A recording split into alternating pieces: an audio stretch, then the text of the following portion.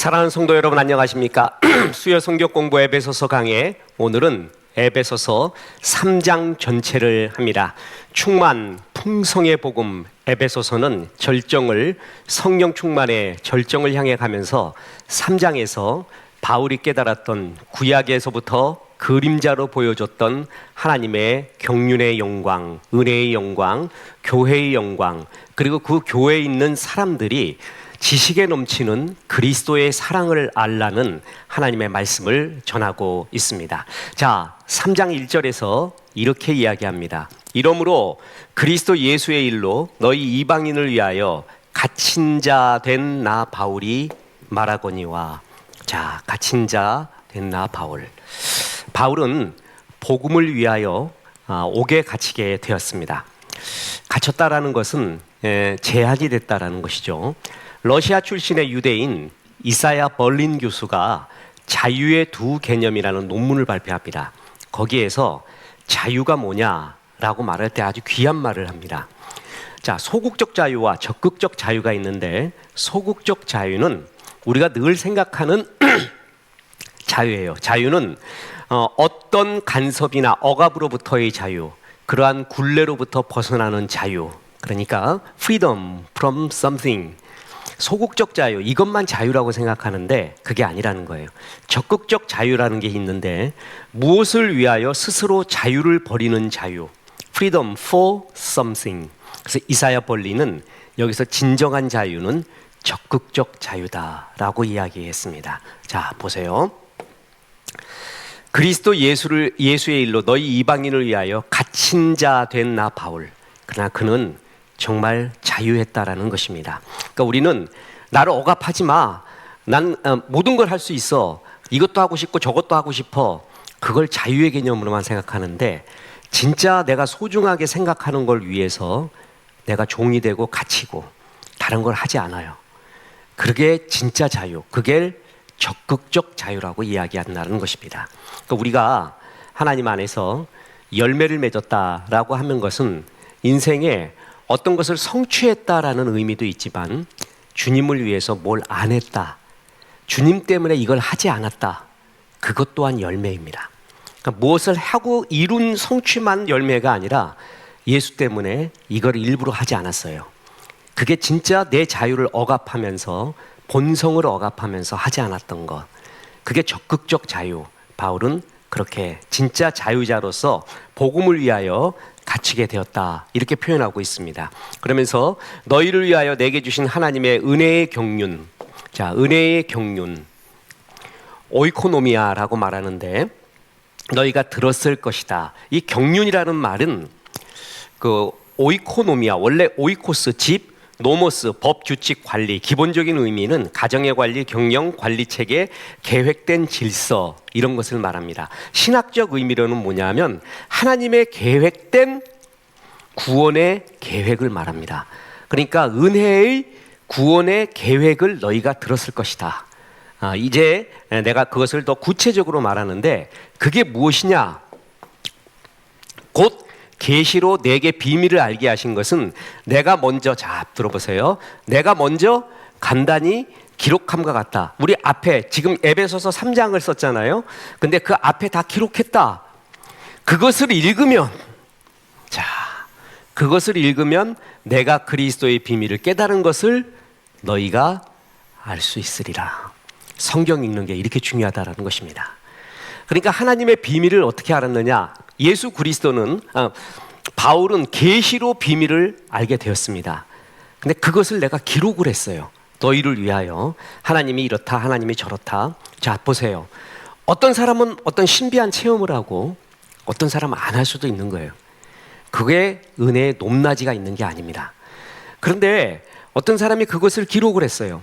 그래서 그걸 보고 하나님의 경륜과 뜻이 이랬구나라고 느꼈다라는 얘기죠. 근데 이것은 바울이 단순히 기록한 게 아니라 성경을 기록한 것이죠. 그래서 우리가 여기서도 바울이 깨달은 계시의 비밀을 알기 위해서 바울이 이렇게 말하지 않았어요. 너희도 동굴에 가가지고 머루와 달래나 먹던가 쑥과 마늘만 먹던가 100일 동안 기도를 해라. 그래서 내가 받은 계시의 비밀을 너희도 알기를 원하노라. 이렇게 말하지 않습니다. 뭐라 그랬냐면 계시로 내게 비밀을 알게 하신 것은 내가 먼저 기록했다. 그것을 읽으면 네가 그리스도의 비밀을 깨달은 것을, 내가 그리스도의 비밀을 깨달은 것을 너희도 알 수 있으리라. 그죠? 이게 성경의 위대성이라는 것이에요. 그러니까 성경을 통해서 하나님이 성경의 기록자에게 주셨던 계시의 비밀, 은혜의 비밀을 우리가 그걸 읽음으로써 어떻게 돼요? 깨달아진다는 거예요. 그러니까 이렇게 하나님이 이걸 위해서 우리에게 완성된 흠이 없는 성경을 주셨다라는 것입니다. 그래서 성경 읽기가 얼마나 하나님의 뜻을 발견하고 하나님의 구원의 계획, 모든 것을 말씀해 주고 있는지 모릅니다. 그러니까 성경을 떠나면 안 돼요. 성경 속에 있는 것이 얼마나 소중한 신앙생활인지 모릅니다. 자, 그러면서 그 비밀이 뭐냐는 것을 얘기해 주고 있어요. 이제 그의 거룩한 사도들과 선지자들에게 성령으로 나타내신 것 같이 다른 세대에서는 사람의 아들들에게 알리지 아니하였는데, 이는 이방인들이 복음으로 말미암아 그리스도 예수 안에서 함께 상속자가 되고 함께 지체가 되고 함께 약속에 참여하는 자가 됨이라. 이거는 끝없이 로마서에서 강조했던 거죠. 그래서 나는 이방인의 사도가 된 이유를 바울이 이야기하면서 하나님이 비밀의 계시로 내게 주셨는데, 이제 이방인들도 우리와 똑같은 새 이스라엘이 되었다. 똑같은 하나님의 자녀가 되었다. 다른 세대, 구약의 세대에서요. 그때는 정확하게 몰랐다는 거예요. 그림자만 알았었다는 거예요. 자, 보겠습니다. 하나님의 구원 계획이 이방인에게까지 열렸다. 이게 계시의 바울에게는 너무나 큰 충격이었고 또한 사명이었습니다. 다른 세대, 헤테라이스, 제네아이스, 다른 세대에서는 구약이에요, 구약. 이방인들도 구원을 받는다는 암시가, 그림자가 몇 군데 나옵니다.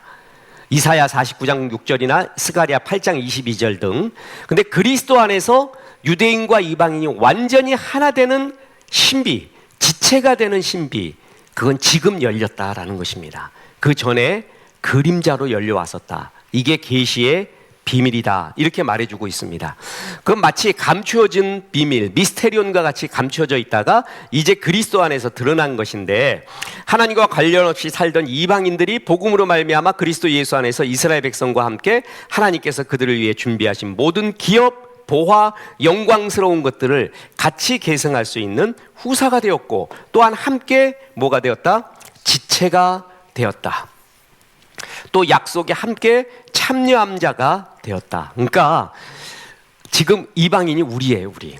그러니까 우리가 이스라엘에게 줬던 하나님의 아름다운 약속, 그러니까 하나님께서 주셨던 언약, 그것을 같이 계승할 수 있고, 이스라엘과 그런 동등한 위치, 예수 그리스도 안에서 이스라엘, 육적인 이방인, 이 모든 벽이 허물어졌다. 사실 우리는 지금 이걸 끝없이 들어오고 우리가 신앙생활을 하기 때문에 그렇지만, 그때 당시에서는 혁명적인 겁니다. 혁명적일 뿐만이 아니라 죽임을 당하는, 그러니까 유대인에게 죽임을 당할 수 있는, 그래서 유대인 결사대가 구성됐죠. 바울을 죽이기 전까지는 나는 먹지도 자지도 않겠다. 그 정도로 바울을 죽이려고 할 정도의 혁명적인 일. 그러나 이것이 돈이 나오고 명예가 나오고 영광이 나오는 것도 아니지만 바울은 그걸 계시로 한 거예요.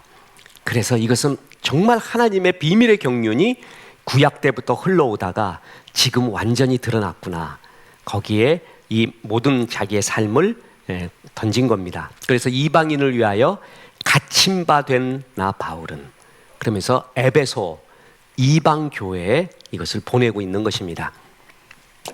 자, 지체라는 것이 슈쇼모스라고 하는데, 이게 우리가 지체들이라고 말하잖아요. 참 아름다운, 신약 성경의 교회를 표현하는 참 아름다운 단어입니다. 지체의식, 이게 얼마나 교회에서 중요한지 모릅니다. 펠레라고 아시죠? 요즘 애들은 펠레도 몰라요. 마라도나도 몰라요. 지금은 손흥민 그러면 이제 애들이 알고 그러는데, 또 펠레가 발로 하잖아요, 축구는. 근데 1,000골, 현역 시절에 1,000골이라는 신화적인 기록을 세웠습니다. 근데 그 발이 얼마나 혹사당했겠습니까? 그런데 펠레의 발을 본 사람은 펠레의 발을 갖고 찬사한 사람은 한 명도 없습니다. 얼굴 맨날 펠레의 얼굴만 나오죠. 그리고 상 받을 때는 뭐가 가요? 발로 받는 게 아니라 손으로 가죠. 그럴 때 발이 일은 내가 다 했는데 얼굴 네가 영광 받고 손 네가 영광 받는구나, 그렇게 말하지 않습니다. 모두가 같은 영광이에요. 그게 지체의식이라는 것입니다. 그것이 가장 잘 효과적으로 그리고 느낄 수 있는 곳이 한 군데 있는데 그게 바로 교회라는 것입니다. 그래서 에베소서는 성령 충만의 복음, 풍성의 복음, 교회의 복음이라고까지 말합니다. 그만큼 교회가 소중하다. 지금 말했던 이런 아름다움들, 하나가 되고 사랑하고 참고 뭐하고 어디서 느낄 수 있느냐? 교회에서 느낄 수 있다는 거예요. 그래서 교회가 그토록 아름답게 하나님이 기뻐하는 교회로 만들어가야 될 책임, 그리고 그 속에서의 누리는 그 삶의 아름다움, 그것이 신앙생활의 기쁨이다, 이렇게 말하는 것입니다. 자, 이 복음을 위하여 그의 능력이 역사하는 대로 내게 주신 하나님의 은혜의 선물을 따라 내가 일꾼이 되었노라. 내가 이 이방인들도 구약부터 그림자로 서서히 보여왔는데 이제 그리스도 안에서 똑같은 지체가 되었다라는, 그것을 위해 내가 일꾼이 되었다. 바울은 자기의 삶의 목적이 뚜렷한 것입니다. 그죠? 뚜렷해요. 요번에 연말만 되잖아요. 그러면 이제 연말이 오고 새해가 왔구나 라는 것을 상징적으로 보여주는 책이 있습니다. 혹시 아세요? 이게 14년 이상 이어왔는데 이제 거의 그냥 트렌드 마크가 돼버렸어요. 트렌드 코리아, 김남도 교수와 그 연구팀이 쓰는 트렌드 코리아, 요번에 2026, 2026이죠. 그게 14년 동안 해오면서 그게 나오면서 이제 지난해는 어땠고 앞으로는 이렇다, 이제 그게 벌써 연말이 왔구나라는 걸 느끼는 거예요. 요번에 목회와 신학 1월호에도 제가 트렌드 코리아 2026을 씁니다. 그래서 그 책을 다 읽어봤어요.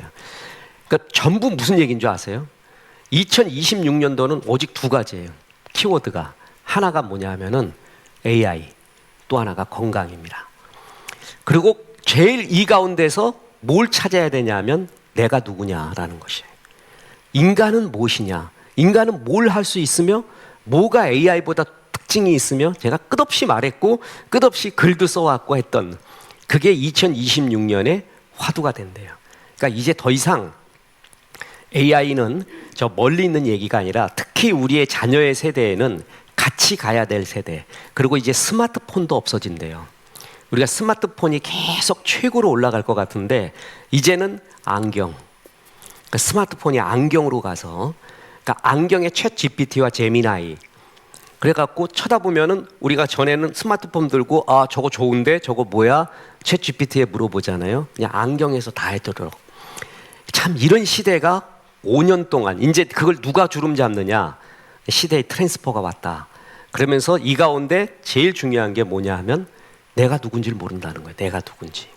인간은 계속 끝없이 내가 누군지 모르고 방황할 것이다. 우리가 나를 찾기 위한 끝없는 본질적 노력을 하고 그거를 제시해 주는 사람들이 이제는 좋은 영웅이 될 것이다. 그게 트렌드 코리아 2026의 주제입니다. 내가 누군지 바울은 정확하게 알고 있습니다. 나는 이 복음, 이방인에게 복음 전하기 위해 택정함을 받고 일꾼이 되었다. 이 확실한 복음의 비전성, 여기서부터 힘과 용기가 나오는 겁니다. 그러면서 바울은 자기의 표현을 이렇게 씁니다. 모든 성도 중에 지극히 작은 자보다 더 작은 나. 참 겸손하죠? 네, 겸손합니다. 바울이 평생을 자기를 이끌어왔던 두 가지의 고민이 있습니다. 하나는 뭐냐면 사도 바울입니다. 바울이 제일 듣고 싶었던 소리가 사도 바울이에요. 그래서 지금은 우리 다 사도 바울, 바울 사도 이렇게 말하잖아요. 그런데 성경을 보면은 바울을 사도라고 부른 사람이 없습니다. 그러니까 누가 부른 거예요?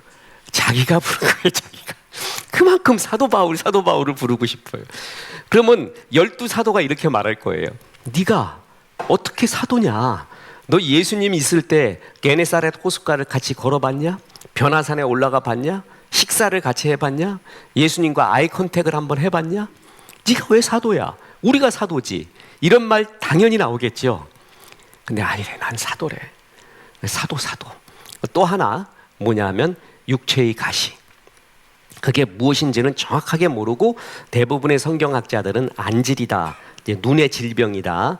그 다메섹에서의 체험 이후에 눈이 약해져 갖고 나중에 성경 쓸 때도 더디어 보고 대신 쓰라고 그랬잖아요. 그래서 눈이 약한 것이다, 이렇게 표현을 합니다. 그 약점을 어떻게 극복했냐면 눈이 약한 것은 내가 약할 때 그때가 곧 강함이라. 내가 이것을 떠나기를 3번 간구하였더니 주께서 이르시되 내게 있는 네 은혜가 족하도다. 내가 약할 때 네가 진짜 그때 강해진다. 하나님만 의지하잖아. 하나님의 능력이 내게 머무는 자리가 되었다. 겸손의 자리. 바울도 없지 할 수 없는 그 무엇이 있을 때 그때 겸손해지는 거예요. 모든 걸 할 수 있잖아요. 사람 정말 교만해집니다. 근데 이거 내 영역에서 벗어났구나. 진짜 주의 은혜만 할 수 있구나 하는 그 겸손의 때가 주의 능력이 머무는 때다. 그리고 고쳐주시는 대신에 평생토록 의원 누가를 붙여줍니다. 누가와 동행하게 합니다. 이게 하나님의 섭리죠. 그 다음엔 사도권이에요. 바울의 사도권. 그래서 사도 바울 이렇게 이야기하다가 그가 말년으로 가잖아요. 그러면 서서 이런 이야기합니다.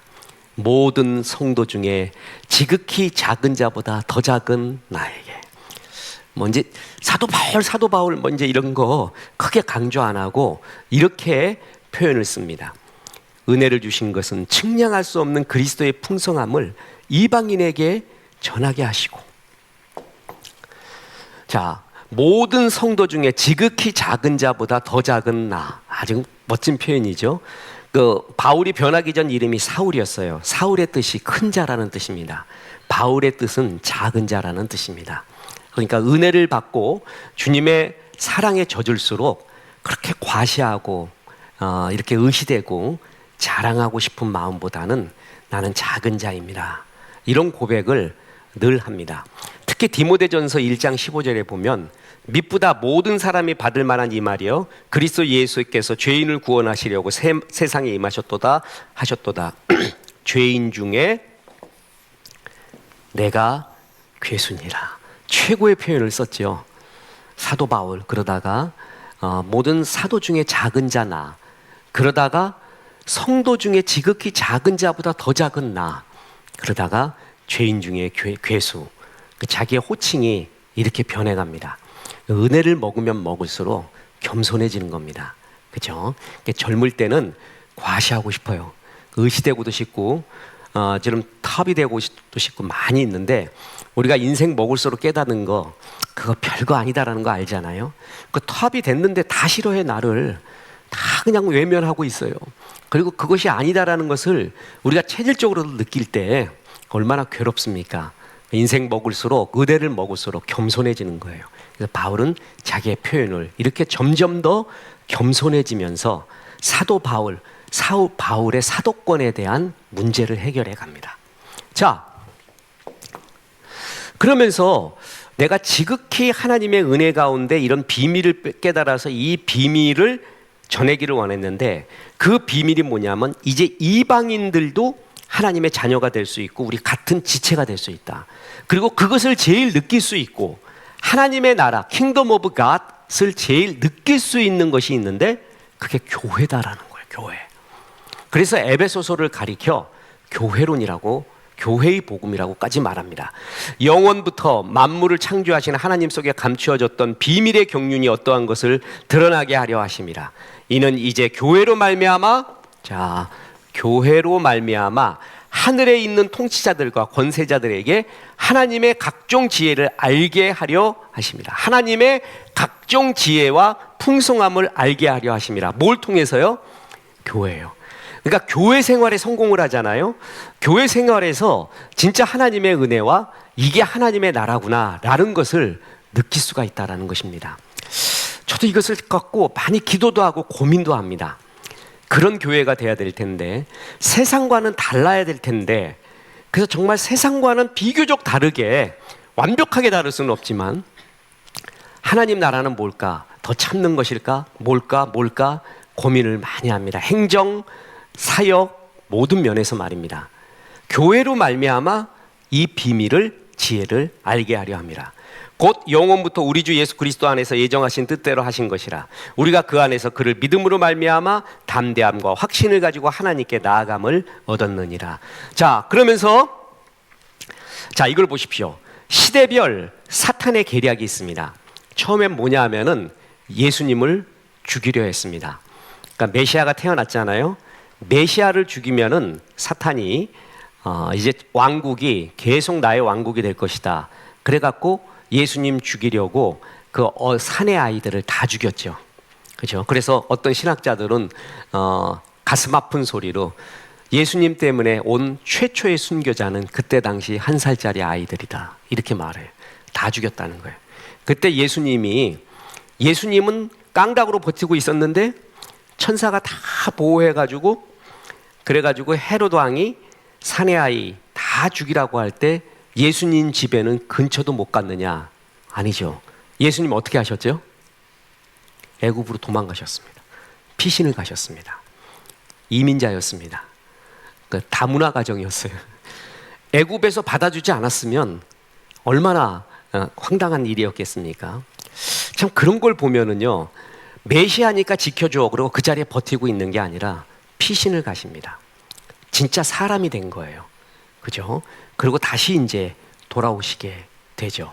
예수님 죽이면은 구원의 사역을 못 이루겠지. 그래서 예수님 자체를 죽이려고 했습니다.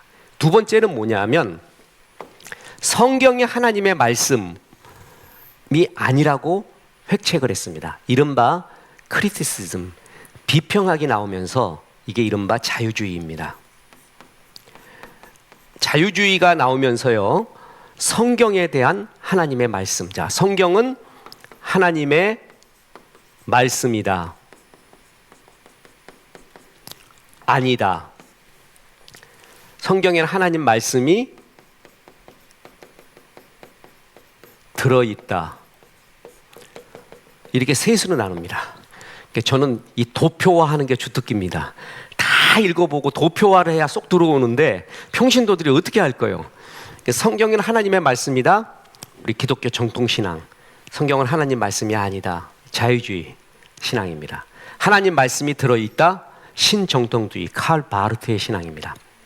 다 틀립니다. 성경은 하나님의 말씀이에요. 근데 성경이 하나님의 말씀이 아니고 인간이 편집 그리고 첨가 삭제한 그러한 책이다. 그게 지금 구약과 신약에서도 아직도 그 신학을 쫓고 있는 자유주의 불결이 있습니다. 어느 학교라고 말은 하지 않겠습니다. 정말 조심해야 됩니다. 이 자유주의 때문에 얼마나 성경이 그리고 하나님 나라가 침해를 당해왔는지 모릅니다. 그죠? 그러다가 저는 그래서 한때 제가 신학교 교수가 되어서 성경이 하나님의 말씀이라는 것을 학문적으로 증거하는 것이 내 사명이 아닌가라고까지 생각을 했었습니다. 그 정도로 이것은 심각한 문제였습니다. 아주 심각한 문제였습니다. 그래서 신학교를 들어간 사람들이 이 비평학을 배우고 여기서 걸려 넘어지는 사람도 되게 많았습니다. 심지어는 어느 정도인지 아세요? 모 신학교에서 이런 자유주의에 이렇게 빠져가지고 이렇게 가르치고 그러니까 학생 하나가 손든 거예요. 그리고 하는 말이, 교수님 구원 받으셨습니까? 그 분개를 한 거예요. 뭐냐 하면은 신학교를 내가 왜 들어왔는 줄 아세요? 막 진짜 다 사회생활 하다가 직장도 때려치고 뭐고 하고 신학교 왔는데 젊은 교수가 헛소리하고 앉은 거예요. 당신 구원 받았습니까? 하고 총회에 고소를 합니다. 저 교수 안 되겠다고. 이런 사태가 각 신학교마다 일어났습니다.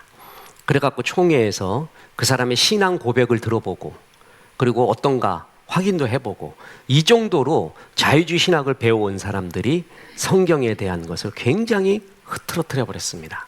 그죠? 성경 대신에 뭘 받느니 뭘 체험했느니 이런 소리와 하고 앉았고 성경을 벗어나서는 돼서는 안 되는 거예요. 그런데 지금 시대는 뭐냐면 이제 이게 벗어나졌습니다. 성경이 하나님 말씀이라는 수많은 증거와 그리고 체험과 주관적, 객관적 진리성을 수호가 되었어요. 근데 지금이 뭐가 문제인 줄 아세요? 지금은 목자 없는 신앙생활, 교회 없는 신앙생활을 하라고 사탄이 획책하고 있습니다. 그래서 나 혼자 경건서적 읽고 혼자 성경 보고 혼자 좋은 일 하고 교회는 가지 않고 그냥 방송으로만 듣고 난 교회는 싫다, 예수는 좋은데 간디 같은 소리 하면서 그러면서 목자 없는 신앙생활. 그러니까 목자가 뭐예요?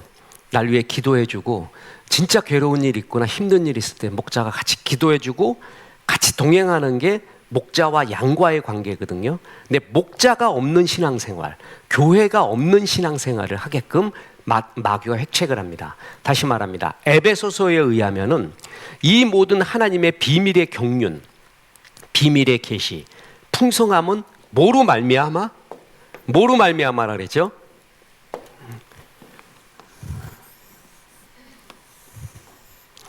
교회로 말미암아 하나님의 각종 지혜를 알게 하려 하십니다. 교회에서 신앙생활을 해봐야 주의 풍성함, 은혜를 알게 된다는 거예요. 얼마 전에 아주 귀한 방송 사역을 하고 있는 그런 분과 깊은 대화를 했습니다. 그래서 집사님 이야기를 하면서 자기가 이런 괴로움도 있고 어려움도 있고 모두 있대요. 참 방황하는 거예요. 그래서 집사님 신앙생활 참 잘하고 사명도 참 잊고 있었는데 신앙생활에 뭐가 문제라고 생각하십니까? 잘 모르겠대요. 그래서 제가 그냥 담대하게 말했습니다. 집사님은 목자 없는 신앙생활을 하셨습니다. 지금 이럴 때 목자가 필요합니다. 이럴 때 집사님을 위해 붙잡아주고 기도해주고 매일 기도해주고 같이 동행하고 주의 뜻이 무엇인지 같이 분별해보자 하는 그런 목자가 없었습니다. 집사님 혼자 신앙생활 했습니다. 그 얘기를 했죠. 그러니까 아멘 해요. 진짜 목자 없는 신앙생활, 멋있는 것 같고 교회 없는 신앙생활, 자유로운 것 같아도 아무것도 모르는 거예요. 신앙에 대해서 모르는 거예요. 신앙은 교회에서 배우는 거예요. 그래서 우리의 믿음을 추상적인 믿음이 아니라 상처적 믿음, 현장적 믿음이라고 합니다. 교회에서 부딪혀보고 이야기해보고 하다가 상처도 나고 그 현장에서 나오는 그 믿음, 그 강한 말이에요. 그렇죠? 전투 한 번도 벌여보지 않은 군사하고 실전 경험이 많은 군사하고는 비교 불가잖아요. 실전 경험, 거기서 나오는 믿음이 진짜 믿음이라는 거예요. 다시 말합니다. 교회로 말미암아 하나님의 각종 지혜를 알게 하려 하십니다 라는 것입니다. 그죠? 자, 사탄의 이런 계략에 빠지지 말아야 됩니다. 그러면서 이제 교회에 있는 에베소 성도들을 위하여, 교회에 있는 성도들을 위하여 바울이 기도를 합니다. 이 기도가 그렇게 멋집니다. 참 멋진 기도예요. 이 기도같이 되기를 원한다. 그러면 제가 보기에는 성경에 있는 성도를 위한 기도 중에 저는 최고의 기도라고 봅니다. 우리의 자녀를 위한 중보기도, 성도를 위한 중보기도, 이렇게 되기를 원한다라는 축복기도의 최고봉이 여기에 나옵니다. 자, 보세요. 속사람이 먼저 강건하라. 이러므로 내가 하늘과 땅에 있는 각 족속에게 이름을 주신 아버지 앞에 무릎을 꿇고 비노니 그 영광의 풍성함을 따라 그의 성령으로 말미암아 너희 속사람을 능력으로 강건하게 하오며. 자, 속사람이라는 얘기 이제 많이 들었죠?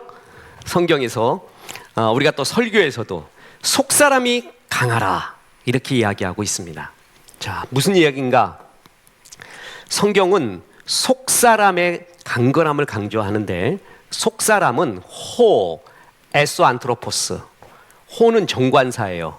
정관사. 그, 에소, 이거는 인, 안으로. 그래서 안쪽, 내부, 속에 있는 공간적인 안쪽뿐만이 아니라 내면적, 영적 의미의 내부를 뜻하는데 그 호, 에소, 안트로포스 이거는 보통 명사, 사람, 그러니까 휴먼 빙이죠. 그러니까 사람의 안, 이게 속사람, 호, 에소, 안트로포스 이렇게 표현을 하는데 성경은 왜 이걸 얘기하냐면 호, 엑소, 안트로포스 그 바깥에 사람이 또 있다는 거예요. 엑소는 바깥에, 에소는 아니에요. 그래서 성경에는 겉사람과 속사람을 구별을 하고 있습니다. 자, 보세요. 겉사람 호 엑소 안트로포스 엑소, 그 다음에 속사람은 호 에소 안트로포스. 그래가지고 겉사람은 우리의 육체, 외형, 세상적 인간, 감각, 물질, 욕망, 물질, 시간에 속한 인간. 그렇죠? 지금 우리의 몸뚱이 시간에 속하고 세상에 속하고 있고 욕망이 있고 이거를 겉사람이라고 그래요. 근데 이 겉사람은 날로 죽음으로 가고 있습니다. 한마디로 날로 늙어가고 있어요. 그러니까 우리 아무리 봐도 안 되잖아요. 뒤로 돌아갈 수가 없잖아요. 그죠? 끝없이 죽음을 향해 후패해진다는 거예요. 그래서 성경은 그러므로 우리가 낙심하지 아니하노니 우리의 겉사람 호 엑소 안트로포스는 낡아진다. 우리의 속사람은 날로 새로워진다. 이렇게 두 가지의 표현을 쓰죠. 그러니까 너희 그리스도인의 인생관은 겉사람에 너무 목숨 걸지 말라. 그렇다고 그냥 이상하게 다니지 말라. 그건 아니에요. 내 전도서에서 제일 충격받은 게 있었다 그랬죠. 모든 것이 헛되고 헛되니 헛되도다. 그게 전도서 아니에요? 근데 거기서 헛되지 않은 것을 이야기할 때 뭐라 그러냐면 너희는 옷에 기름을 바르고 화장도 하고 그리고 햇빛을 좋아하고. 근데 이 얘기할 때는 정말 쇼크를 먹었어요. 쇼. 아니 전도서에서 이거 제일 헛되다고 말해야 될 텐데 옷도 흰 것도 입고 화장도 이쁘게 하래요.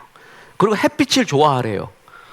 그래서 그냥 제가 여자가 아니니까 모르는데 끝까지 발버둥 쳐보고 그래도 뭐냐 하면은 아니다라는 걸 알아라는 거예요. 아, 자연스럽게 나이 먹어가는 게 얼마나 좋은지 모릅니다. 그리고 은혜의 얼굴을 갖고 있잖아요. 그런 그 은혜의 카리스마는 진짜 아름다워요. 겉사람은 날로 뭐라고요? 죽음을 향해 가고 있다. 이건 그리스도인도 예외가 없다는 거예요. 근데 우리에게는 속사람이 있다. 호에소 안트로포스가 있는데 영적, 도덕적, 신앙적 자아, 하나님의 영광과 교통하는 인간의 깊은 중심. 이거는 시간이 지날수록 생명으로 가요. 그래서 로마서 7장 22절에 내 속사람으로는 하나님의 법을 즐거워한다. 그의 영광의 풍성을 따라 그의 성령으로 말미암아 너희에게 속사람을 능력으로 지금 강건하게 하옵시며. 자, 속사람이 중요하다.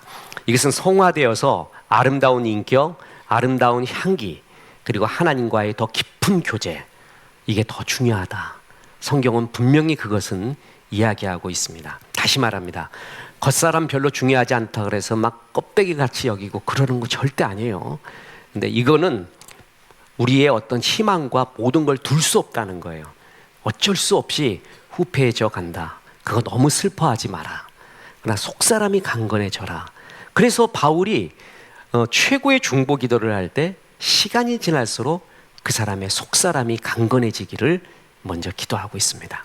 내 속의 내면이 하나님과 더 가까이 되고 하나님의 향기로운 인격을 닮아가고 그러기를 더 기도하고 있습니다. 그래서 저 사람 정말 변하는 사람. 저는 교회에서 사람은 전 항상 그 고민이었거든요. 사람은 변하냐 안 변하냐. 난 젊었을 때는 변할 수 있다. 나이 들으니까 사람은 절대 안 변한다. 목회하다가 사람 변할 수 있다. 또 이렇게 가고 있습니다. 진짜 변하기 어렵거든요. 근데 변해집니다. 복음을 듣고 지난 설교에 MBTI 얘기했잖아요. MBTI도 변해갑니다. 그리고 MBTI도 변하는 게 당연합니다. 그만큼 하나님 앞에 성화되고 또한 주님 앞에 서다 보면 가치관과 이런 어떤 성격과 모든 것까지도 변해간다라는 것이죠. 이 속사람이 중요하다라는 것입니다. 그리고 그 다음에 지식에 넘치는 그리스도의 사랑을 알아라. 자, 믿음으로 말미암아 그리스도께서 너희 마음에, 자, 그리스도가 네 마음에 항상 계시고 너희가 사랑 가운데 뿌리가 박혀라.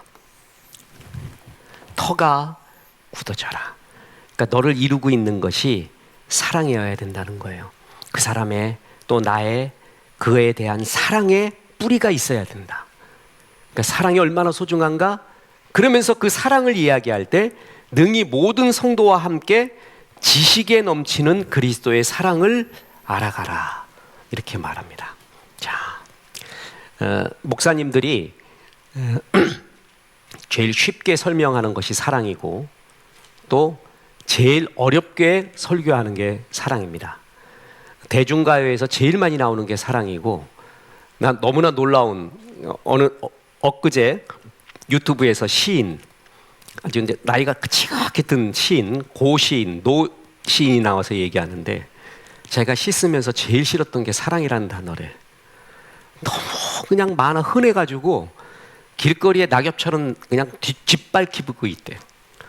그만큼 흔해. 그런데 하나님은 그 사랑을 말할 때 너희가 사랑 가운데 뿌리가 박히고 터가 굳어지기를 바란다. 무슨 얘기냐 하면은 사랑 덩어리가 되라는 거예요. 이게 제일 행복하다는 거예요. 그런데 그 사랑은 무슨 사랑이냐 하면 성경이 말하는 사랑은 지식에 넘치는 그리스도의 사랑이래요. 자, 들어보세요. 바울 사도는 먼저 속사람이 능력으로 강건해져라. 그리고 그리스도께서 마음에 항상 거하시며 그 결과 그리스도의 사랑을 깨닫게 되기를 기도하는데 그 그리스도의 사랑은 지식에 넘치는 사랑이라는 거예요.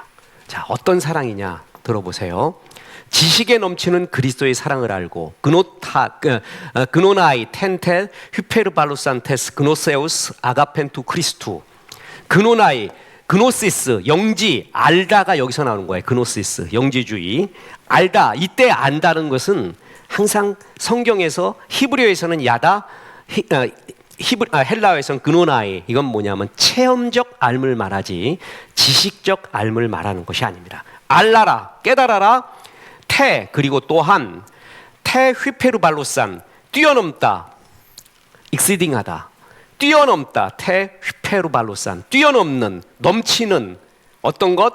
테스 그노세우스, 지식의, 아가펜 사랑, 투 크리스투, 그리스도의 사랑, 넘치는 그리스도의 사랑. 뭐에 넘쳐? 지식에 넘치는 그리스도의 사랑을 알라. 이렇게 표현을 하고 있습니다.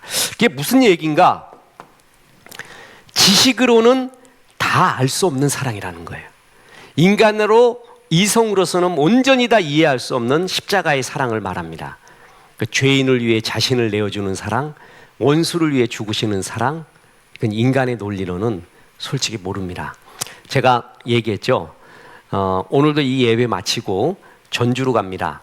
그 예은교회에서 오늘 하루 가을 부흥 집회를 하는데 오늘도 설교를 젖은 장작 말고 마른 장작에 불을 지펴라, 그걸 중심으로 하는데 반드시 에베소서 2장 10절을 섞을 것입니다. 에베소서 2장 10절에 나오는 우리는 그가 만드신 바, 지으신 바라 그리스도 예수 안에서 선한 일을 위하여 지으심을 받은 자니, 요번에 그 뒷부분을 중심으로 하는 거예요. 그건 정말 씹으면 씹을수록 지금도 연구하면 다른 의미가 나오면서 좋아요. 근데 저의 소원이 있다 그랬죠.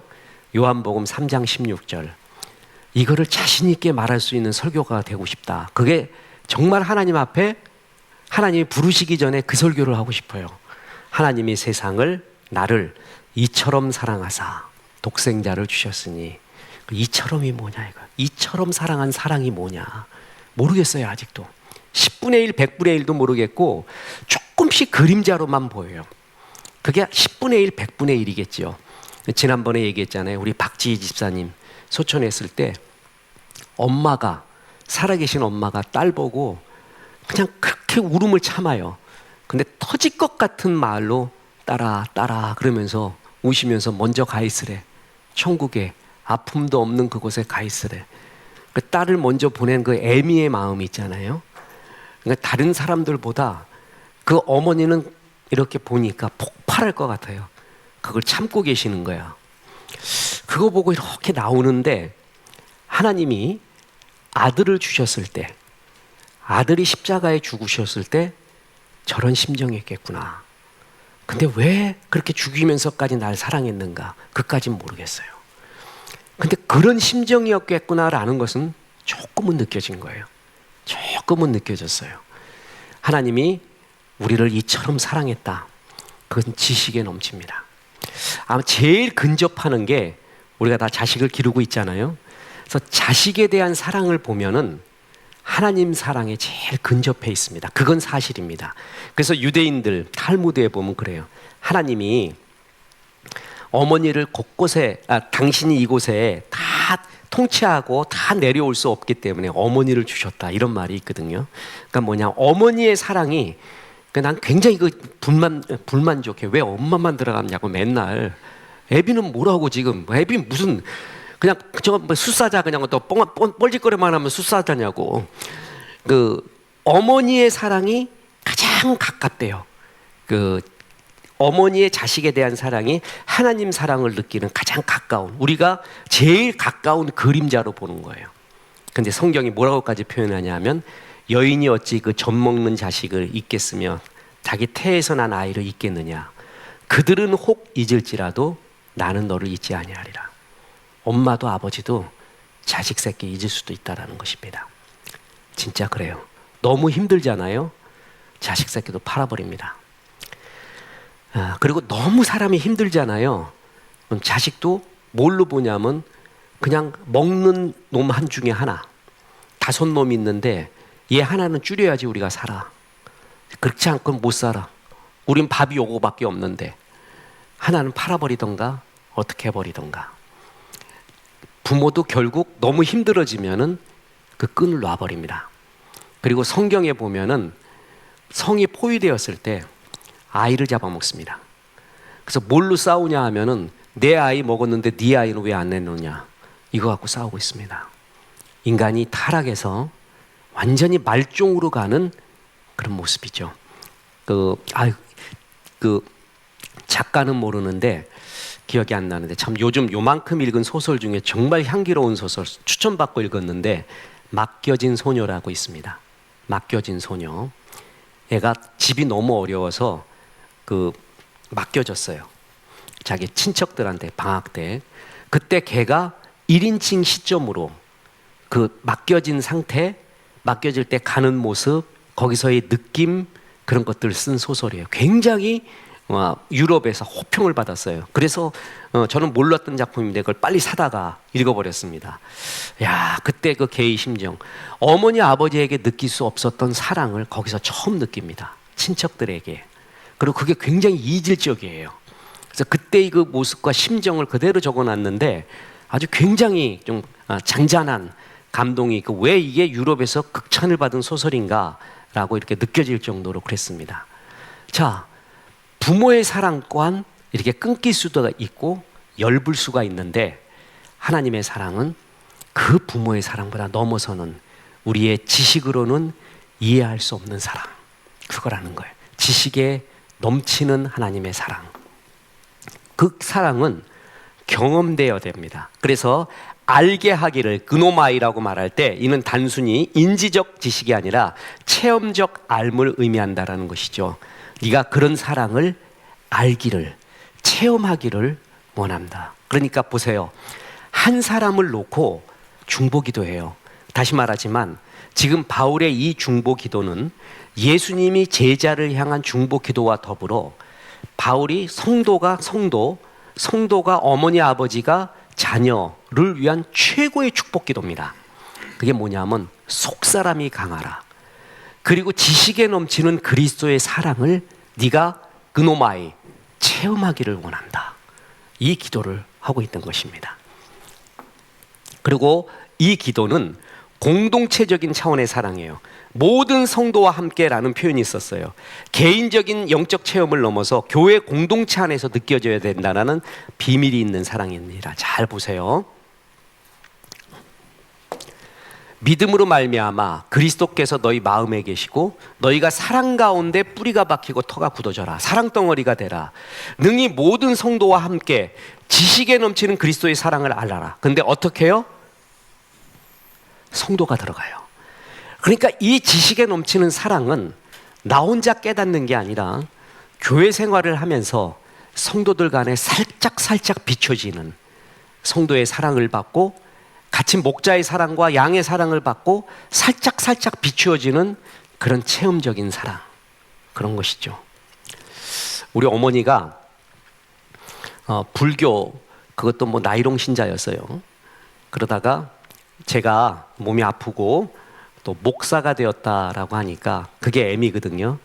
그 다음 날부터 새벽 기도를 다니세요. 저를 그러니까 뒤도 옆도 안 돌아봐. 그 애미야. 그게 애미야, 애미. 우리 아들 목사 됐는데 내가 어디 붓다한테 가갖고 그거 하겠느냐. 쓸데없는 짓 하지 말자. 그러고 바로 새벽기도 가서 그 다음에 언제 엄마가 하는 얘기가 내가 오늘 너를 위해 기도 넣었다. 그래서 엄마 기도 넣었다. 그 불교 그런 얘기니까 그런 거 하지 말고 왜 그 종이에다 그 써가지고 이렇게 스님한테 주는 그걸 기도 넣었다 이러거든요. 그거는 그렇게 쓰지 말고 기도했다 그러면 돼. 그래서 알았다. 그래서 이제 기도했대요.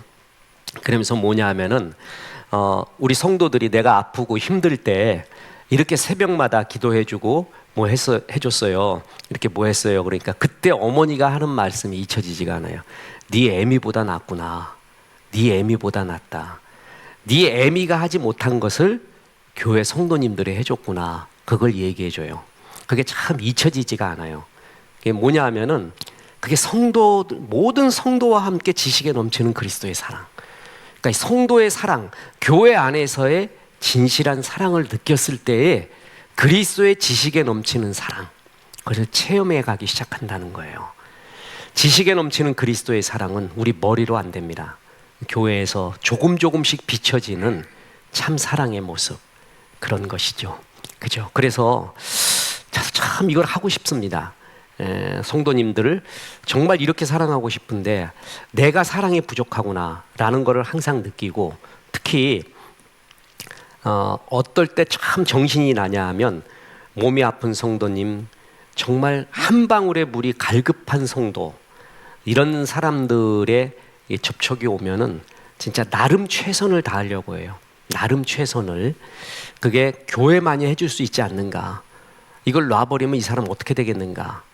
교회만이 해줄 수 있지 않겠는가. 그래서 그걸 사랑을 느끼도록 그렇게 나름 최선을 다하지만 그러지 못한다라는 걸 늘 안타까이 생각하고 있습니다. 그러나 성경은 이 그리스도의 지식에 넘치는 사랑은 교회 안에 있고 그 사랑 가운데 너희가 뿌리가 박히기를 원한다, 이렇게 말합니다. 오죽했으면은 선배 목사님이 교회를 개척했을 때 이름을 사랑의 교회라고 했겠습니까? 그만큼 교회에서 사랑이 필요하다. 자, 경험되어야 되고 공동체에서 체험되어야 되는 사랑. 사랑은 정의되기가 어렵죠. 눈물이 뭐냐 그러면 물과 염분의 조합이다. 그러면 그 이런 물리적인 답변 갖고 어떻게 되겠습니까? 내가 챗 GPT한테 물어봤다니까. 눈물이 뭐냐 하니까 물 몇 %, 소금 몇 % 어쩌고 이러고 앉았어요. 너 인간 좀 되라 그렇게 말하려고 그러다가 얘가 인간이 아니지. 이제 알았죠. 그 사람이 뭐냐? 옛날 나치에서 실험을 했죠. 사람의 성분을 분석했더니 지방이 얼마, 단백질이 얼마, 인이 얼마 나와서 600원어치 정도 된대요. 그게 사람이라고 말할 수가 없죠. 그죠? 그러니까 어떤 것을 설명할 수 없는 것이 있어요. 그래서 비트겐슈타인도 그러죠. 말로 할 수 없는 것은 침묵해야 한다.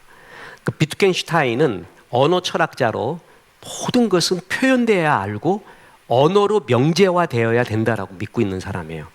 근데 말기로 갈수록 그럼 언어화 안 되는 것이 있다라는 걸 알아요. 언어화 될 수 없구나. 그래서 그것은 침묵되어야 된다. 그만큼 사랑이라는 말이 이거다 저거다. 사랑이 뭐냐? 눈물의 씨앗입니다. 이렇게 쉽게 말할 수 없다는 거죠. 성경에 말하는 사랑도 여러 가지로 파편이적인 거지, 고린도전서 13장이 곧 사랑이다가 아니라 사랑의 한 부분이죠.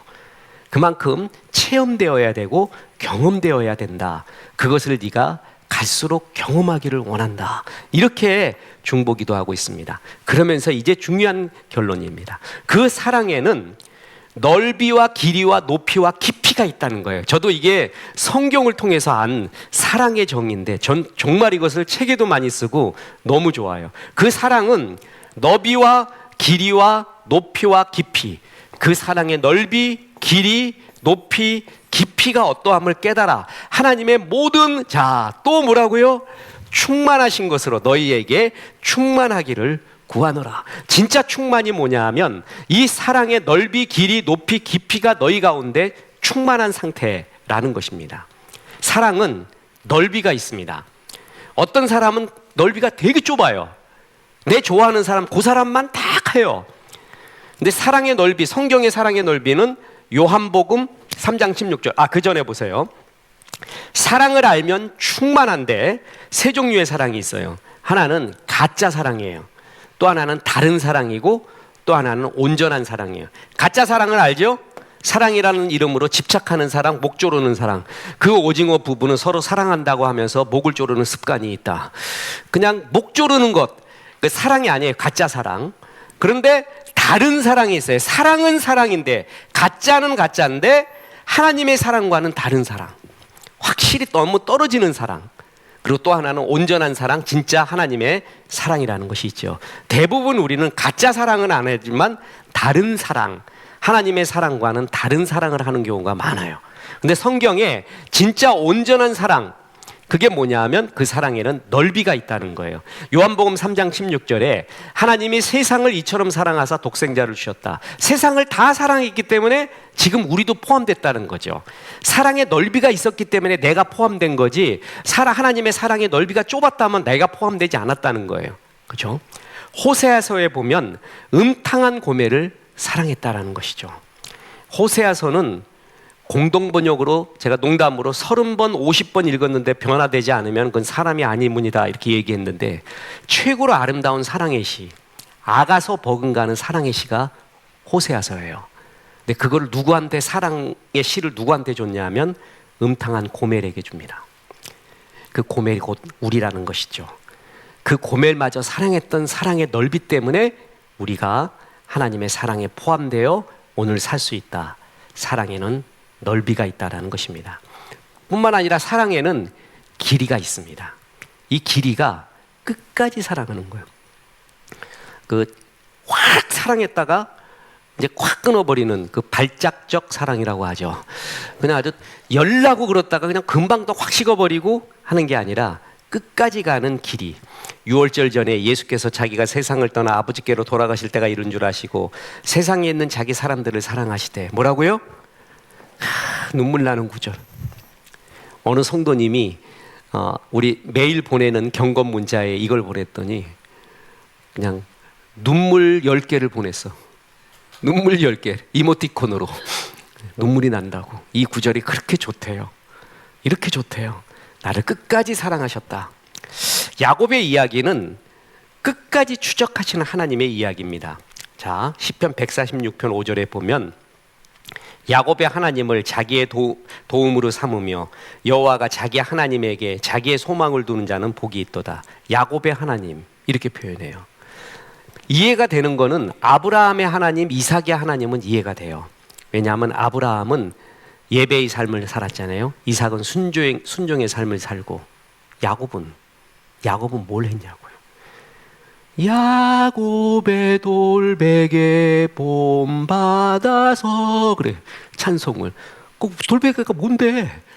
자기 도망가다가 꿈속에 이렇게 하나님이 체험 줘서 그냥 돌베개 베고 자다가 한 거예요. 그 뻘짓거리 하다가 지금 돌베개 베고 자는 거예요. 그걸 본받아? 그걸 어떻게 해? 그게 뭐냐는 얘기예요. 야곱은 사실 신앙에 어떤 교훈과 뭘 얘기할 때 정말 헷갈리는 사람이에요. 근데 하나님은 야곱의 하나님이라고 충분히 불려진다는 거죠. 하나님의 불명예인데 그 불리움을 받기를 부끄러워하지 않았다는 거죠. 야곱의 이야기는 끝까지 사랑하셔서 후반전을 축복한 하나님의 이야기예요. 끝까지 사랑했다는 거예요. 그런 야곱을 하나님의 사랑의 개선가예요. 너는 사랑의 작품이라는 거예요. 그래서 하나님이 야곱의 하나님으로 불려지는 것을 잊혀지지 않아요. 곰팡이 같은 놈이 있었는데 이놈 맨날 부모의 기도거리였고 눈물거리였어요. 이놈의 자식이. 근데 끝까지 그를 사랑해주고 끝까지 복음을 줬어요. 마침 걔가 이제 사람이 됐어요. 그랬을 때 너는 이룬 거 아무것도 없다 이 홍길동아. 너 이놈들과 같이 잘한 게 뭐 있냐? 내 진짜 너를 위해서 내가 얼마나 힘썼는지 아냐? 이제 겨우 사람 됐구나. 그러지 않고 홍길동의 하나님 그렇게 불려지는 것을 너무 좋아한다는 거예요. 그게 우리의 모습이죠. 사실 끝까지 사랑하셔서 후반전을 축복하신 하나님의 이야기. 자, 들어보세요. 그게 사랑의 길이에요. 길이. 그러니까 여기까지 사랑한 게 아니라 끝까지 사랑한 거예요. 끝까지 사랑했다는 것의 의미를 잘 아세요. 후반전 마지막까지 은혜가 있다라는 이야기예요. 이게 굉장히 중요한 거예요. 마지막까지 은혜가 있다. 그러니까 백부장, 강도, 아리마대 요셉 이런 사람들은 약간의 하나님 앞에 터치를 받았지만 자기의 젊을 때 예수님이 사역할 때 확 나오지 않았어요. 죽고 난 다음에 아리마대 요셉은 뭐예요? 자기의 무덤을 넘겨주고 죽고 난 다음에 등장하고 아리마대 니코데모도 백부장과 및 함께 예수를 지키던 자들이 지진과 그 일어난 일을 보고 심히 두려워하여 이르되 이는 진실로 하나님의 아들이었도다 하노라. 그 십자가 지키던 백부장이, 그러니까 백부장, 천부장, 십부장 그러면 뭐냐면 십부장 10명, 백부장 100명, 천부장 1000명, 그냥 쉽게 이렇게 생각하면 돼요. 그걸 거느리는 사람. 근데 로마의 진짜 파워는 백부장에 있습니다. 백부장의 군대가 모여갖고 천부장 되고 군단이 되는데 그들이 진짜 막강한 군대예요. 그 백부장이 신앙 고백을 하잖아요. 마지막에 하나님의 아들이었다. 십자가에서 보니까 자기가 수많은 십자가형을 치루어 봤는데 저런 사람 없다. 저 사람 진짜 하나님 아들이었다. 그 얘기는 뭐예요? 로마의 법에 의해서 역적, 사형당하고 있는데 저 사람 하나님의 아들이라고 로마의 백부장이 말했다는 것은 뭘 의미해요? 그걸 옆에 사람이 들었어요. 로마 황제한테 일렀어요. 어떻게 되겠어요? 죽음을 의미해요. 그래도 터지는 믿음의 고백을 할 수밖에 없는 이 사람 이 한마디 하고 그 다음에 어떻게 되는지 모르겠어요. 근데 후반전에 이 사람이 마지막 은혜 속에서 이런 고백을 해요. 자, 끝까지 사랑했다는 것은 마지막까지 은혜가 있다는 거예요. 아리마대 요셉 자기의 무덤을 갖고 나오는 걸로 하죠. 마지막 은혜. 처음엔 등장하지 않았지만 그래서 우리의 전반전이 못나고 좀 쓸쓸했어도요. 후반전에도 은혜가 있고 후반전에도 해야 될 일이 있다라는 것입니다. 후반전에도 못 잡으면 안 돼요. 자, 보세요. 마태복음 20장 포도원 품꾼의 이야기는 일반 사람한테 이야기하면 저는 성경의 이야기 중에 이 이야기하면 때려치우라고 말할 겁니다. 도저히 이해가 안 돼요. 은혜를 이해하지 못하면 이걸 이해할 수가 없습니다. 9시, 12시, 3시에 품꾼을 부릅니다. 늦게 부름을 받을수록 더 부족하고 연약한 루저들입니다. 그러다가 6시가 땡인데 5시에 부른 놈이 있습니다. 루저죠. 1시간밖에 없는 5시에 부른 사람. 자, 5시, 9시, 12시, 3시, 5시에 불렀단 말이에요. 그런데 품꾼의 돈은 똑같이 줍니다. 그러면 일단 그 생각만 하면 9시에 온 사람이 제일 손해고 이게 제일 땡 잡았고 근데 주인은 절대 불의한 게 아니라 둘 다 너희에게 10만 원씩 주겠다고 말했어요. 모든 사람한테 9시 부른 사람한테도 10만 원 오케이 콜, 12시에도 10만 원 콜, 3시에도 10만 원 콜. 그래서 온 거예요. 주인이 불의한 거 아니죠.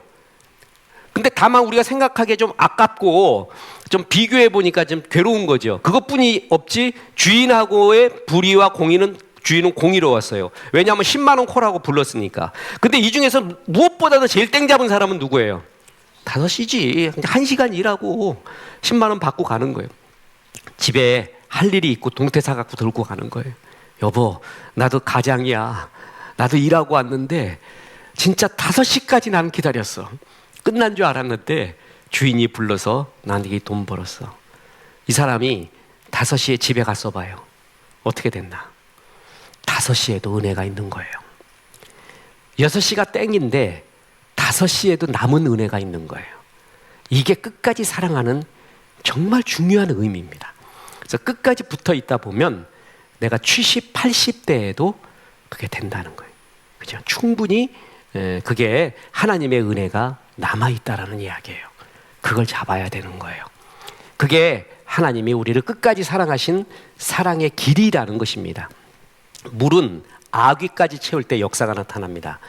요한복음 2장 7절에 예수께서 그들에게 이르시되 항아리에 물을 채우라 하신즉 아귀까지 채우니.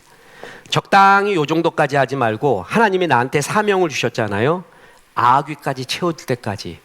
하나님이 나를 이 사명을 이루기 전까지 데려가지도 않을 것이고 아귀까지 채우기를 원합니다.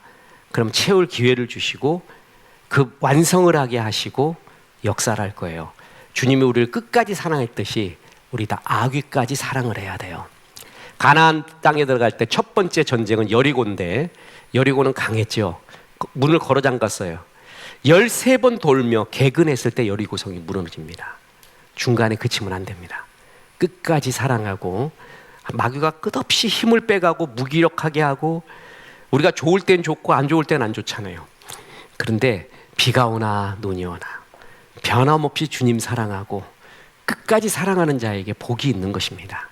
우리를 하나님이 이 사랑의 길이로 끝까지 사랑했듯이 후반전에도 은혜가 있고 후반전에 갈수록 또 남은 하나님의 사명이 분명히 있다는 거예요. 우리도 그 사랑을 해야 된다는 것이죠. 사랑의 길이가 있고요. 그리고 사랑에는 높이가 있습니다. 그 너비와 길이와 높이. 하나님의 사랑은 사랑받는 사람을 존귀하게 합니다. 잡아놓지를 않고요. 내일 들어가는 경건 이메일의 영화의 제목이 인디안 썸머입니다. 이 남자가 여자에 대한 열등감이 있어요. 아내에 대해서. 그래서 아내를 밖에 못 나가게 하고 평생 집에 가둬둡니다. 그러고 삽니다. 그 열등감. 진짜 사랑하잖아요. 사랑하면 성경의 사랑을 높여줍니다. 그를 고양시켜줍니다. 그래서 에베소서 2장 6절에 보면 또 함께 일으키사 그리스도 안에서 함께 하늘에 앉히시니, 우리를 하늘에 앉히십니다. 뿐만 아니라 예수님의 영광을 보게 합니다. 아버지여, 내게 주신 자도 나 있는 곳에 나와 함께 있어 아버지께서 창세전부터 나를 사랑하심으로, 자, 내게 주신 나의 영광을 그들로 보게 하기를 원하옵나이다. 하나님의 사랑하는 자는 예수의 영광, 예수님이 보았던 그 영광을 너도 보리라. 이 정도로 우리를 높여줍니다. 뿐만 아니라 장래에 예수님과 같아질 겁니다.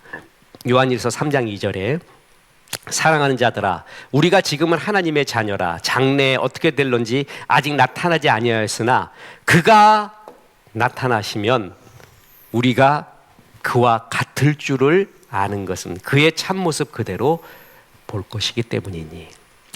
예수님, 우리가 죽고 난 다음에 어떻게 될까? 죽고 난 다음에 어떻게 될까는 아무도 모르죠. 그런데 우리가 육신의 부활을 믿습니다. 그 부활이 어떻게 될까라고 할 때 상징적으로 보여준 게 예수님의 부활 후의 모습이에요. 그러니까 부활 전에 예수님이 몸을 갖고 오셨잖아요. 근데 부활 후에도 몸을 갖고 오셨단 말이에요. 근데 그때는 시간과 공간에 제한을 받지 않으시죠. 그러니까 문이 다 닫혀 있는데도 들어가시고 너에게 평강이 있을지어다 하시고, 그러나 희노애락을 느끼시고, 그게 우리의 부활 후의 몸을 상징하는 것이 아닌가라고 많은 성경학자들이 추측을 합니다. 예수님과 같아질 것이고, 그 모습이. 그러니까 우리를 한없이 높여주는 거예요. 예수 믿는 우리에게 내가 보았던 영광을 보게 하시고, 하늘 보좌에 앉히시고, 예수님의 사랑의 높이. 하나님의 사랑은 사랑받는 자를 높여줍니다. 죽이지를 않는다는 거죠. 그죠? 자, 그래서 특히 예수님이 우리 그리스도인을 얼마나 고귀하게 생각하는지 보면은 사도 바울이 사도행전 9장 4절에 땅에 엎드려 들으며 소리가 있어 이르되 사울아 사울아 내가 어찌하여 나를 박해하느냐 하시거늘, 다메섹에서 사울 보고 말하잖아요. 바울 사도는 예수님 본 적이 없습니다. 바울 사도가 박해하는 것은 예수 믿는 사람이지 예수님을 핍박한 적 한 번도 없습니다. 그런데 예수님은 예수 믿는 사람 핍박하는 거를 뭐라고요? 내가 어찌하여 나를 박해하느냐. 예수 믿는 사람 핍박하는 거를 나를 박해하는 걸로 여기시는, 나와 동일하게 여기시는, 그죠? 참 이런 구절이 눈물 나는 구절이에요. 그 정도로 사랑받는 자를 높이고 계십니다. 그죠? 자, 이걸 누리고 감사하느냐? 사랑의 마지막으로 깊이가 있습니다. 사랑에는 넓이가 있고요. 그래서 나까지 사랑했고요. 길이가 있어서 나를 끝까지 사랑하고요. 높이가 있어서 나를 높여줍니다. 그리고 깊이가 있는데 그것은 뭐냐면 나를 위해 주님이 깊은 곳까지 내려가 고통을 당하셨다는, 고난을 당하셨다는 거예요. 자, 깊은 죄악의 과정까지 들어갔습니다. 시편 40편 2절에 나를 기가 막힐 웅덩이와 수렁에서 끌어올리시고 내 발을 반석 위에 두사 내 걸음을 견고하게 두셨더라. 나를 기가 막힌 웅덩이와 수렁에서 끌어올리시기 위해 그곳까지 내려가셨다라는 것입니다. 그래서 십자가에 못 박혀 죽으시고 다음에 빠진 부분이 뭐냐면 지옥에 내려가셨다. 그러니까 예수님이 음부에까지 내려가셔서 죄악을 짊어지고 지옥까지 내려가셨습니다. 필립 얀시는 이런 말을 했습니다. 그분은 존재로부터 흘러넘치는 사랑 때문에 고통당하시는 것이다. 그러니까 사랑 때문에 고통을 당하셨다. 니체도 참 멋진 말을 했습니다. 자라투스트라는 이렇게 말했다 해서 신 또한 자신의 지옥을 갖고 있다. 인간에 대한 사랑이 바로 그의 지옥이다. 이게 참 멋져요. 이게 니체를 신은 없다 그래서 미쳐서 죽었다. 그냥 니체에 대해서 아는 건 딱 그거 하나. 그러면 참 괴롭죠. 오늘날도 아직까지도 모든 책에서 니체가 나오는 이유가 있습니다. 그때 신은 죽었다의 신이 하나님이 아니에요. 그래서 이러한 표현들, 우리의 죄 때문에 고통을 당하시는, 그러니까 그 고통을 안 겪고 정의로운 심판만 하면 되는데 정의로운 심판보다 내가 스스로 고통을 택하시는. 자, 보세요. 악을 아예 없앨 수도 있지만 자유를 회수하지 않으시고 당신의 아픔으로 끌어안았다. 사랑의 자유를 포기하지 않는 하나님. 그래서 악인을 없애던가 악 자체를 없애지 않고 같이 고통스러워하면서 예수님을 보내줬습니다. 참 저는 요번에 고난 하나님에 대한 책 쓰면서 진짜 제일 편한 방법은 다 죽여버리면 됩니다. 다 죽여버리면 그걸 악을 없애버리고 새로운 창조를 하면 되거든요. 지금 이거 다 이제 끝났다 그래갖고 새로운 창조를 하면 돼요. 세상은 그렇습니다. 새로운 창조하지 않으면 새로운 뭔가를 하지 않으면 안 되는 게 많은데 하나님 나라에서는 끝까지 참으신 거예요. 그래갖고 악을 쓸어 담지 않고 그 악을 예수님으로 끌어안고 지금까지도 포기하지 않고 있었던 거죠. 전 지금도 이해 안 가는 게 그렇게 죄악에 빠진 인간들 노아의 홍수처럼 그냥 몽땅 싹 쓸어버리고 새로운 창조를 하면 되잖아요. 새로운 창조를 안 하시는 거예요. 그 이유가 뭐냐? 하나밖에 설명할 길이 없어요. 우리를 사랑했다는 거죠. 자, 그래서 이게 지식에 넘치는 사랑인데 그것 때문에 예수님이 일부러 고통을 당하시고 있다라는 것입니다. 자, 그래서 이런 사랑의 길이와 넓이와 높이와 깊이를 따라갈 수가 없습니다. 이거는 은혜를 받아야 됩니다. 인간은 그릇입니다. 우리에게서 사랑이 나오는 게 아니라 사랑을 담는 그릇이라는 거죠. 우리는 없는 거를 못 줍니다. 자, 보세요. 소유하지 않는 걸 줄 수 없어요. 기술이 없는 사람 기술을 줄 수 없고 돈 없는 사람 돈을 줄 수 없어요. 그 주기 전에 가지고 있어야 돼요. 사랑이 없는 사람은 사랑을 줄 수가 없습니다. 그 예배를 통해 교회의 아름다운 신앙생활을 통해 하나님의 어루만짐을 많이 체험을 해야 됩니다. 그래야 나눠줄 수가 있는 거예요. 볼 줄 알아요. 이렇게 있어야 주는 거예요. 베드로와 요한이 성전 미문에 앉은 안전뱅이한테 말합니다. 은과 금 나 없어도 내게 있는 건 내게 주니 곧 나사렛 예수 이름으로 일어나 걸으라. 은과 금 내게 없기 때문에 베드로도 못 줘. 그건 내게 없다 그랬잖아요. 근데 내게 있는 걸 너한테 준다 그랬잖아요. 그 예수가 있다는 거예요. 없는 건 못 줘요. 우리가 사랑을 받지 않잖아요. 체험하지 없으면 그거를 줄 수가 없는 거예요. 그래서 제일 먼저 주기 전에 내가 충만하게 받아야 돼요. 느껴야 되고요. 그래서 은혜 받는 게 얼마나 중요한지 모릅니다. 자, 마지막입니다. 그러면서 하나님은 이렇게 구하고 찾고 있는 너희에게 넘치도록 준다. 3장 20절. 우리 가운데 역사하시는 능력대로. 자, 이 구절 너무 멋진 구절이에요. 나중에 한 번 더 설명할 겁니다. 우리가 구하거나 생각하는 모든 것에 뭐라고요? 더 넘치도록 능히 하실 이에게 교회 안에서와 그리스도 예수 안에서 영광이 대대로 영원무궁하기를 기원하노라. 자, 예수 그리스도 안에서 이해가 되는데 바울은 뭐를 또 써요? 교회 안에서. 교회 안에 예수의 영광을 본다는 거예요.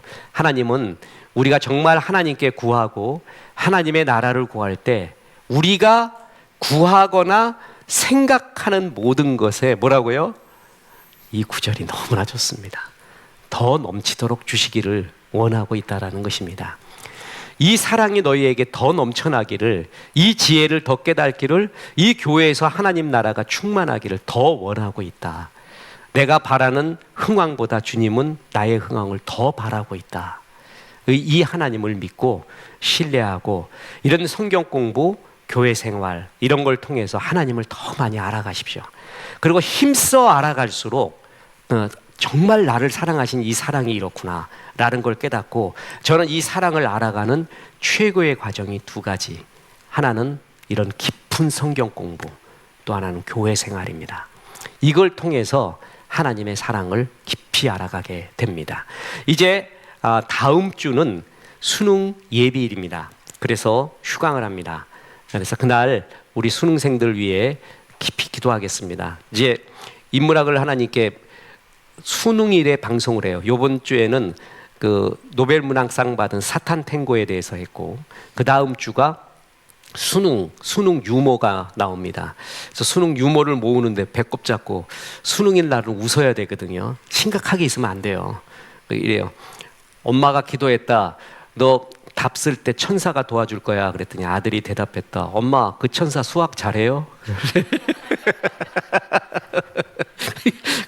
못하는 놈 오면 큰일 나는 거야. 수능 아이들 지금 좀 마음을 좀 풀어주고, 지금 긴장 주면 안 되고, 너만 믿는다 그러면 죽어요. 그냥 편안하게 좀 평상심처럼 하고 웃고 이렇게 대해주고, 다음 주는 그것 때문에 예비일 가야 되기 때문에 휴강을 하고, 오늘 또 영예영식 감사하고 우리 최명조 권사님이 또 김밥 선물해 주셔서 유계양식 잘 먹습니다. 감사합니다. 기도하겠습니다.